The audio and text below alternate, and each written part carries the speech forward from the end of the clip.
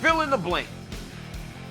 Belal is the blank champion in the UFC.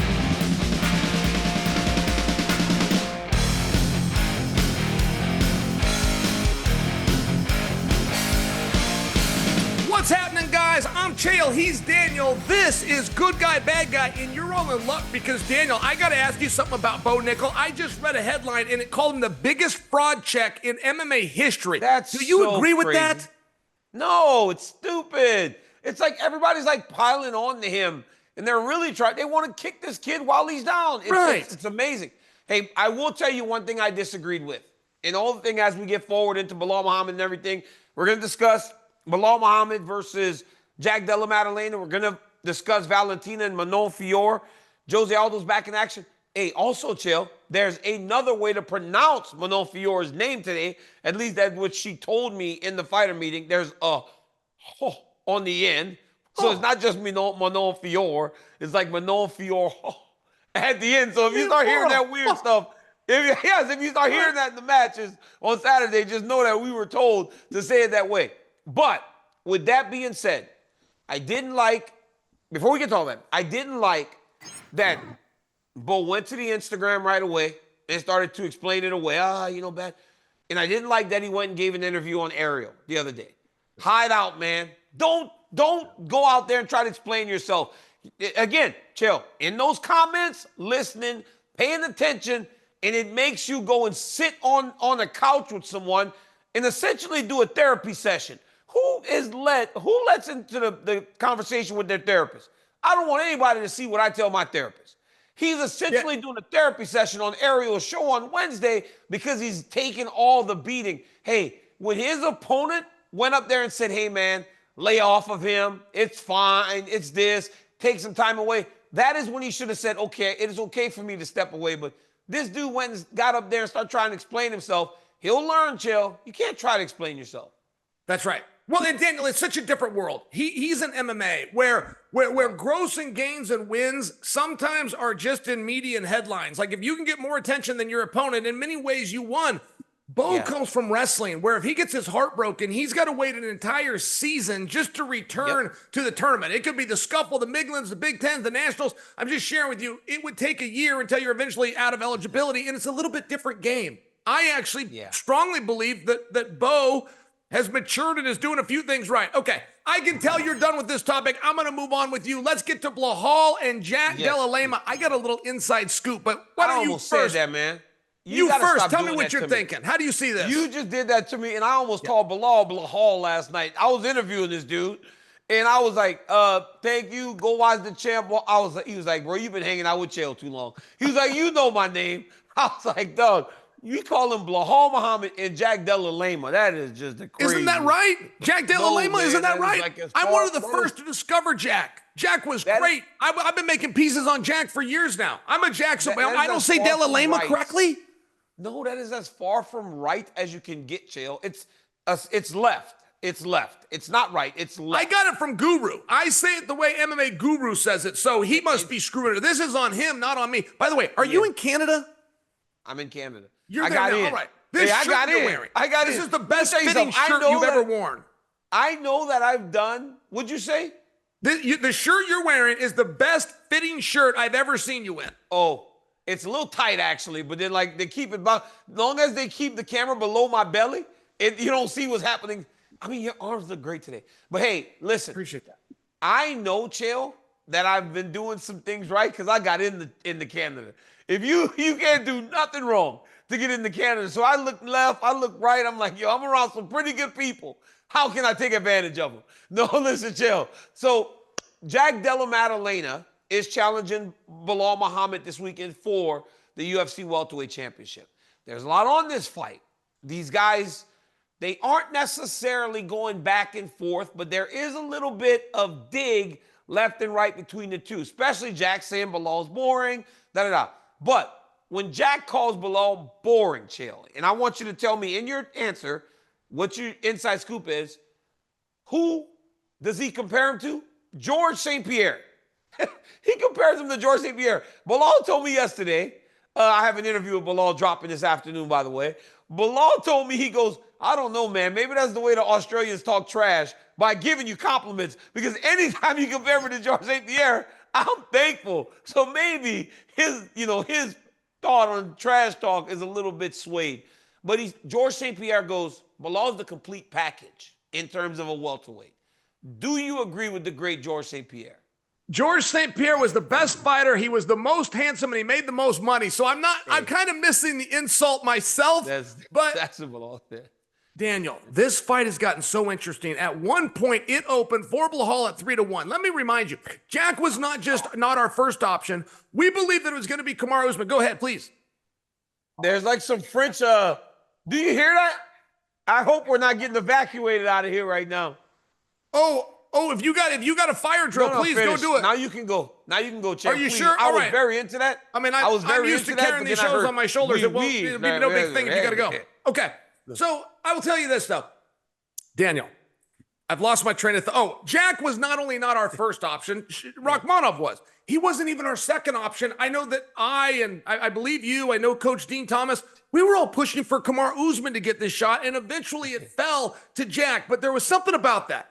There was something about the way it kind of fell on Jack after not being the first option that made us dismiss Jack. And I bring that to you because at one point this was 3-1 Belal. Right here, as I sit with you now, it's plus 180 to minus 150. Blahal's the favorite, but boy, has that ever changed. From 3-1, that's basically even money. Plus 180 to minus 150, that is basically even money. And I just share for you, that feels more right to me. John Anik's brother, his twin brother, is partners with Belal. They are business partners. So I have some inside scoop, and I kind of know what's going on with Belal on a different level.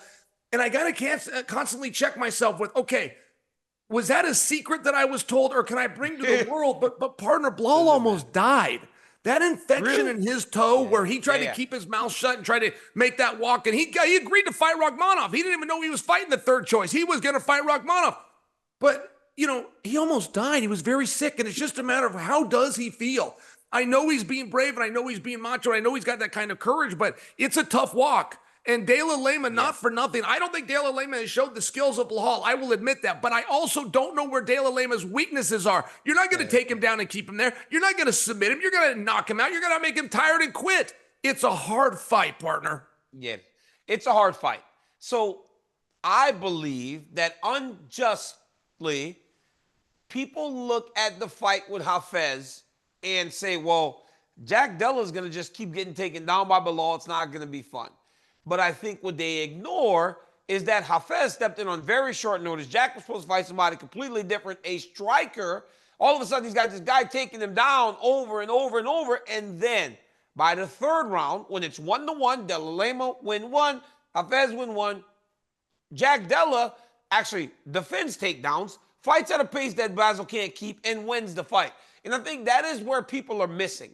Whereas we don't want to credit Jack. We are talking about all the negative because we as the consumer, we only want to see things that will sway you in the direction of the person you want to feel is a favorite. It's just the truth.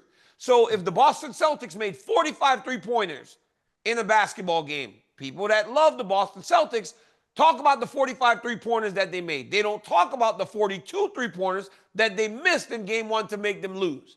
They saw Jack Della Maddalena. God dang you, chill. Jack Della Maddalena. God dang you, dude. Jack Della Maddalena get taken down by this guy that isn't the wrestler of Belal Muhammad, right? So they think that Belal, being a better wrestler, is going to do that. But Jack now is equipped with a full training camp, chill, 18 weeks. You got to think, he was in camp from Leon Edwards, and the fight was only 6 weeks away. So he had been in camp ready to go. 6 more weeks on top of that, plus 6, 12, 18-week training camp to prepare for Belal Muhammad. This has not been a short time coming. If there is a time where he's going to be ready to defend takedowns, it will be this weekend because he's been prepped for it, he's known about it, and he's ready to go. But I want to say this to you. Fill in the blank, Chael. Okay. Fill in the blank. Belal is the blank champion in the UFC. There's a whole bunch of words you can use there. Belal is the blank champion in the UFC? Third best welterweight. He's the third best welterweight champion from the UFC. I go St. Pierre. Of all time, you mean? Of all time? Yes, of all time. But hey, that's high praise. The only person you could ever argue head-to-head with St. Pierre and not lose credibility is Kamaru Usman. And Kamaru was a great champion. So now I'm putting Belal in that same category. Look, he gets credit for me. Going back to that Sean Brady fight where they undercarded him in Abu Dhabi trying to throw him off his track. He gets credit for me making that walk against Leon, taking the finger to the eye, getting up even if it was a draw, working your way back up that ladder. Like, he gets credit for me for having a toe so bad he almost cost him his life, and he's never used that in an interview as an excuse. Can I tell you something on Jack Della Maddalena? Carter, if you can come into a fight mentally with a clear head, which generally will happen when you're not the first guy. And let me just give you some examples. The night Dricus du Plessis beat Sean Strickland, he was the third option. They wanted Chimaev. They went to Izzy. They settled on Dricus. The night that Khalil Roundtree took the first 2.5 rounds off of Alex Pereira, he was ranked number 8. The night Sean Strickland became champion of the world as a 6-1 underdog, he was not ranked in the top 5. Sometimes these guys that aren't the ones you're focused on, Brandon Eggum fills in for Cael Sanderson, brings home a world silver medal. You and I have seen this, Daniel. You and I have seen it more than most, and I think it favors Jack Della Maddalena. Yeah, it's unbelievable. So, Chael, the thing about Belal Muhammad is he draws a whole bunch of different reactions. So, hey, what's one word? He's the blank champion in the world. Say it. One word that comes to your mind. Welterweight. Belal. One person said boring. What did you say? Ooh. One word. Misunderstood. Misunderstood. One word.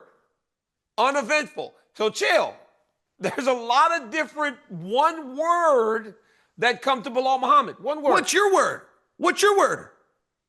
They all say boring. What's your word? It would be Belal Muhammad is the most underappreciated UFC champion in the UFC. I see it that way too. Why does people think he's boring? What is so boring about him? Because people don't understand that it's just decisions, right? So when you look at the record and it says decision, decision, all decisions aren't created equally.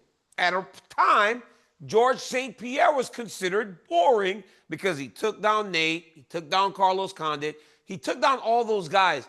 But to me, Chael, it feels like you got to make him not do that. You have to make him not fight you in that way. You deter him by stopping him.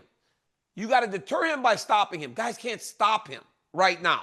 So Belal Muhammad presses forward. He fights at an extremely high pace. I didn't think for 1 second that Leon Edwards fight was boring. I thought it was hard because he made Leon Edwards look not as good as most had come to expect. Leon had done so well defending takedowns from Kamaru that's what they thought.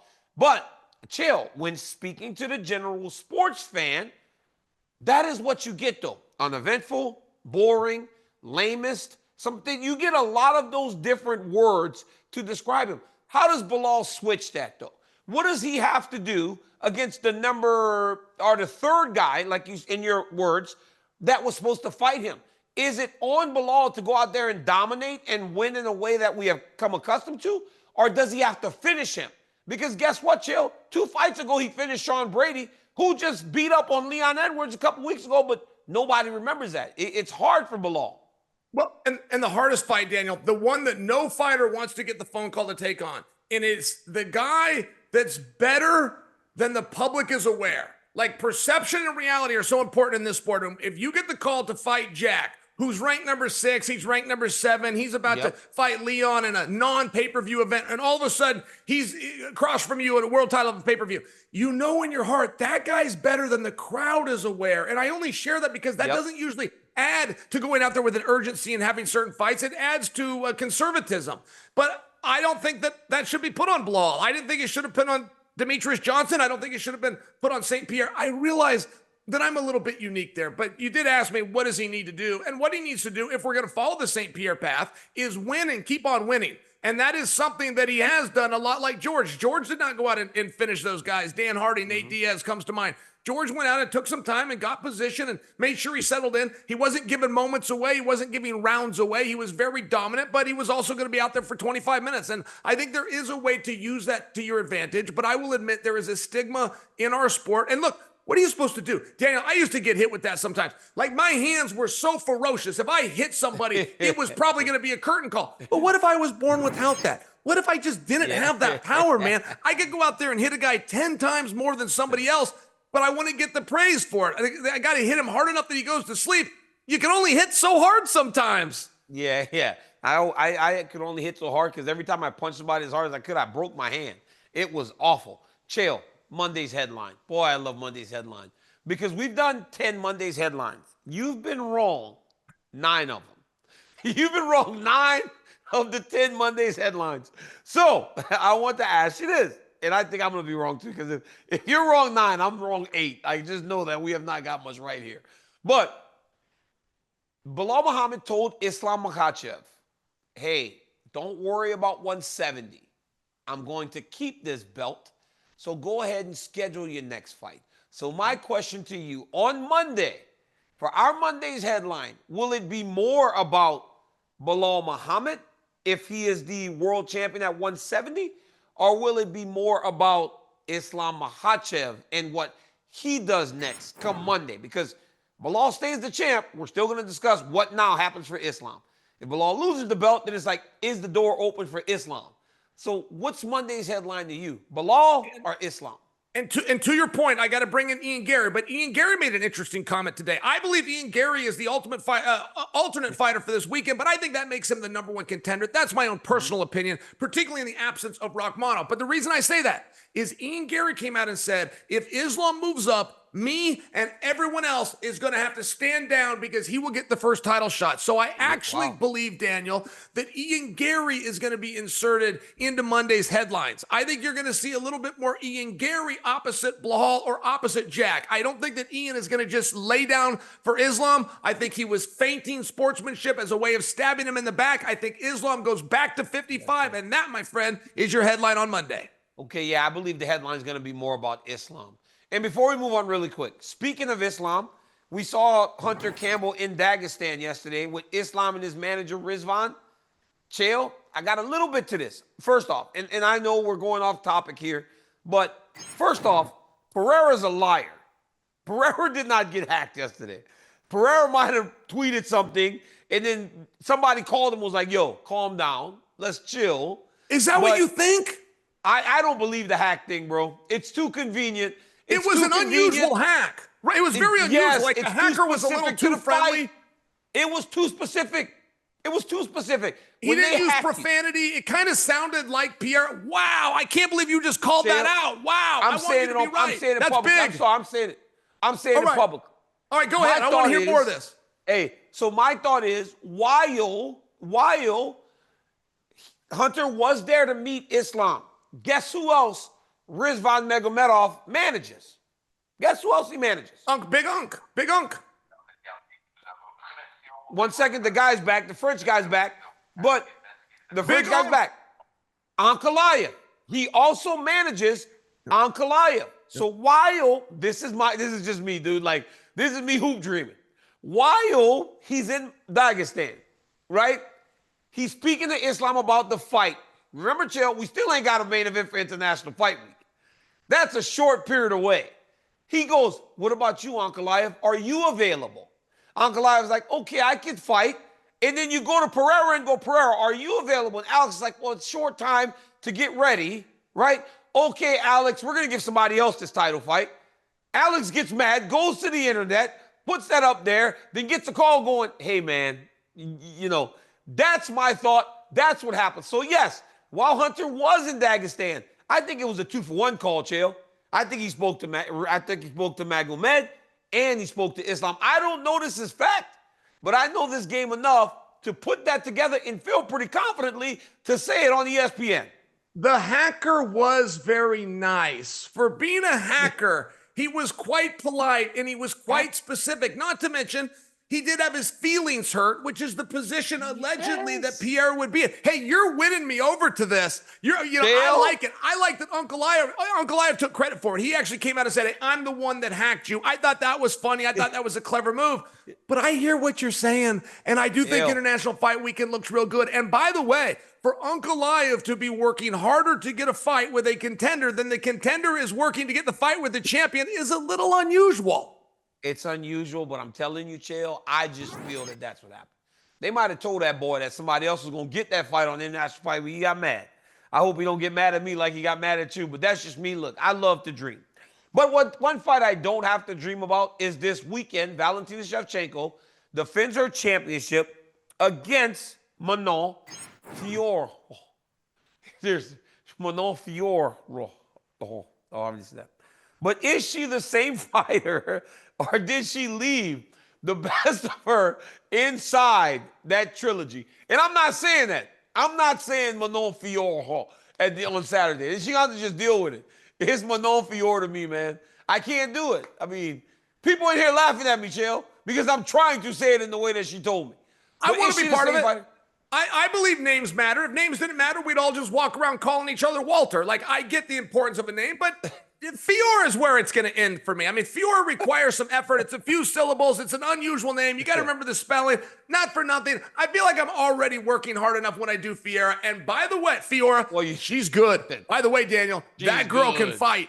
Like, however you say her name, we better get used to saying her name, because Fiora is not going anywhere anytime soon, man. She can get down everywhere. She wrestles better than she gets credit for. People are always worried about her striking some of that inside Muay Thai with those elbows. Don't let her get a hold of you. If she gets you down, you're probably not getting back up. Dude, she's good. She's really good. I don't know that Valentina left herself in that fight with Alexa. I don't know that it was all... I just don't know that she took enough damage in the last fight for it to have a lasting effect on her career, right? So, like, when you think about the first fight, Valentina won. No, Alexa won, right? No, Alexa lost the first fight. Valentina won. She got choked out in a submission. But even both on Mexican Independence Day, you remember at the Sphere. Yes, correct. Very, very good fight, right? Evenly matched fight. Then she makes a mistake with the spinning kick, gets choked out. Third fight, it was literally all Valentina just taking her down and controlling her. I don't know that she took enough damage in that trilogy to say that it's going to affect her long term. I think we're going to see the same woman in the octagon as we've always seen. An absolute killer, a person that's motivated, and just a true mixed martial artist. She told me something today, Chael. She said, I appreciate everything about being a champion, because in order to even get an opportunity to chase down this championship, I had to win 17 World Muay Thai Championships. She goes, so of course it matters to me to be the champ. I think when you think like that and you never lose sight of what made you work so hard to be here, you can motivate yourself no matter if it's Manon Fiorot, if it's Alexa Grasso, if it's Amanda Nunes, Holly Holm, Juliana Pena, are all these great fighters that she has beaten over the course of her illustrious career. And that leads me to this, Chael. What does she have to do? It feels like Amanda Nunes is considered the greatest female fighter of all time. It feels like it would take something astronomical to make someone replace her. It's like the Michael Jordan thing, it feels like with me. Or no matter what basketball player does, it's always Michael Jordan at the end of the day. What can she do to cement herself as the greatest female fighter of all time? Because when you look at resumes, Chael, outside of being double champ, she's got more title defenses, she's more active, she's beaten everybody. She's essentially done all the same things as Amanda Nunes. But Amanda seems so far and above her as the greatest of all time. Daniel, you were very lucky and you were very unusual with the opportunity you personally were given to find your number. And in college, you tried to think that was 184, but for the Olympic Games, it was closer to 211. And I personally grabbed a hold of you one time at AKA. You weighed 246 pounds, and I left there and told my partner, Ryan Parsons, his number is 246. And I said, Ryan, that was a different guy. That was a different animal with different hips, and it was 246, but you were just kind of given that ability to fluctuate a little bit. The reason I tell you that, everybody has a number. And Valentina, it really wasn't perfect for her that her number is 125, much like Demetrius Johnson's. And when she did lose those fights, when she stubbed her toe against Amanda, it was at 135, but that wasn't her number. And I hope I'm saying that clearly, because if you want to talk about the best fighter in the world in terms of who's got the skills, you can give your child one of their skills and they got to go face the other one. You're better off with Valentina's. Valentina is the most complete fighter. And yes, that even includes over Amanda, but she wasn't enough size. She wasn't enough woman. Amanda was very big and very strong, and Amanda could bully her. And I only share for you that to get that praise, I think we'll just need people like you and I to come out and tell the story more accurately. And that we're talking about at 125, where nobody's come in and had their way with her that she didn't get over on. But she does have a bigger problem. And when you want to talk about stats for the Bullet, I'll give you another one, because she's fought for more championships, some that went her way and some went against her as a non-main eventer.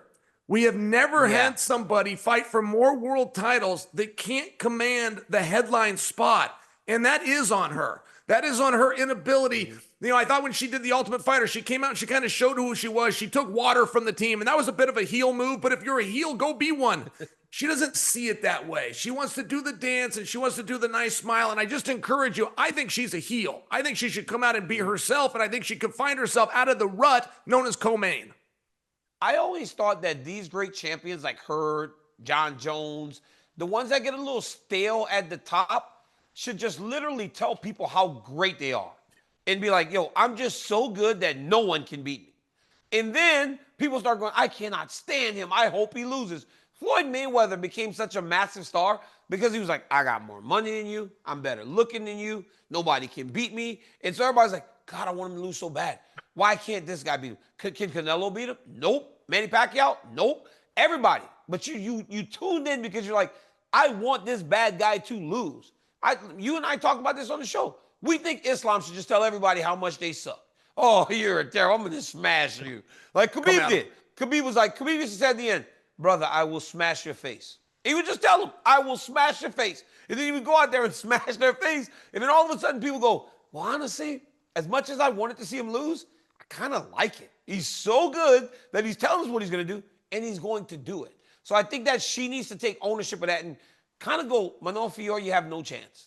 Because right now, Chael, it's about to get harder than it's ever been, because as she ages, the challengers get younger. They get fresher. They have no miles on themselves. This Manon Fiorot has been amazing over the course of her UFC career, and she seems primed to truly challenge Valentina Shevchenko. And by the way, if I could just add at the end, if I could just add for you, when you're somebody new and you've talked your way and you've played your way into an opportunity like Fiorot has, being a main event, sometimes those lights are too bright. I mean, sometimes you get in there and you question, do I belong? When you're in a co-main event spot, though, it's very different. Like, co-main event isn't much different from opening the card. You're either last or you're not. You're the main event with all the pressure or you're not. And I just think that it helps to serve Fiorot. I do have a concern that this is too big for her. She doesn't have these championship rounds and experience. But I think that levels out. I think that Fiorot found herself in a very favorable position in this contest. Well, especially after beating Erin Blanchfield in the way that she did. All right, Chael, before we go, real quick on Jose Aldo. Jose Aldo is fighting this weekend against Aiemann Zahabi. Now, Jose Aldo has been beat in his last 2 fights, I believe. I know he lost. He just lost the last one. He lost to, he's 1-2 in his last 3. He lost to Mario Bautista last time. And this weekend he fights Aiemann Zahabi. And he says people should worry about Jose Aldo still. Does he have another title run in him? And no disrespect, the only reason we even ask this question is because of what he was. Okay. There really is nothing proof-wise that should make us truly consider that statement. But I will ask you, can Jose Aldo make one more run, especially knowing the depth of the 135-pound division? And Jose is largely here out of respect. The same reason we saw Jeremy Stevenson, and it really is a big compliment. I hope that he feels that. I hope that he understands what a unique spot. I remember when he got inducted into the Hall of Fame, and it was a number of years ago, and now he's back, and he's doing the dance, and he's got his same coaches with Pedinaris in his corner. Like, it is a feel-good story. He's still got that combination where he'll hit you in the body and step across and kick you with a leg. But, partner, 10 minutes ago, you asked me, what will the headlight be on Monday? And the answer I was going to give you is the retirement of Jose Aldo. However, you then limited it into coming out of the main event, so I didn't have that. But if I was to predict something we're going to talk about Monday, it's going to be the great career that was Jose Aldo. And should it come to an end this Saturday, and I believe that it does.